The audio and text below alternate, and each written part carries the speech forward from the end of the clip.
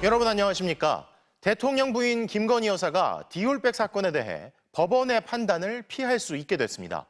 디올백 사건을 수사해온 검찰이 징검다리 연휴 중간인 오늘 김건희 여사와 최재형 목사를 모두 불기소 처분했는데요. 이로써 디올백 사건은 검찰이 아니라 법원의 판단에 맡기라는 수사심의위의 권고가 받아들여지지 않은 최초의 사례로 남게 됐습니다. 첫 소식 김상훈 기자가 보도합니다. 예상대로 검찰은 모두 불기소 처분했습니다. 최재형 목사는 김건희 여사에게 179만 원짜리 샤넬 화장품과 40만 원 하는 듀어스 위스키, 300만 원짜리 디올백 등 모두 500만 원 넘는 금품을 줬습니다. 이 과정에서 특정인을 국정자문위원회에 임명해달라고 하는 등 여러 차례 청탁도 했습니다. 청탁금지법상 배우자는 공직자 직무와 관련해 한 번에 100만 원 넘는 금품을 받으면 안 됩니다. 쟁점은 직무 관련성입니다. 검찰은 직무 관련성이 없다고 봤습니다.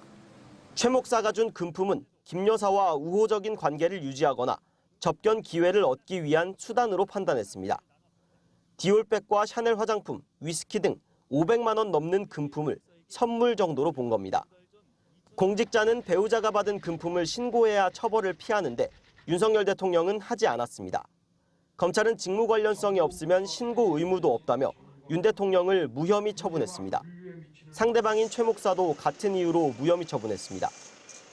김 여사에 대해서는 청탁금지법상 배우자 처벌 규정이 없다는 이유로 처벌할 수 없다고 했습니다. 김 여사의 알선수재와 변호사법 위반 혐의에 대해서도 애초에 금품과 대통령 직무 사이 대가성이 인정되지 않는다며 무혐의라고 했습니다. 뇌물죄도 김 여사는 공무원이 아니고 윤 대통령과 공모 증거도 없다며 적용할 수 없다고 했습니다. 앞서 외부 전문가들로 구성된 검찰 수사심의위원회는 직무 관련성이 인정된다며 최 목사를 재판에 넘기라고 권고했지만 수사팀은 무혐의 결론을 바꾸지 않았습니다. 수사심의위 기소 권고를 뒤집고 검찰이 불기소한 건 이번이 처음입니다. 국민 눈높이에 맞추겠다며 도입한 수사심의위 제도를 검찰이 엎어버린 셈입니다. 최 목사 측은 검찰이 실체적 진실 발견 의무는 외면하고 오직 윤 대통령과 김 여사를 위해 변호인 역할을 하고 있다면서 불기소 처분에 불복해 항고하겠다고 했습니다. 대통령실 관계자는 검찰 수사 결과에 대해 특별히 입장을 밝히지 않는다고 했습니다.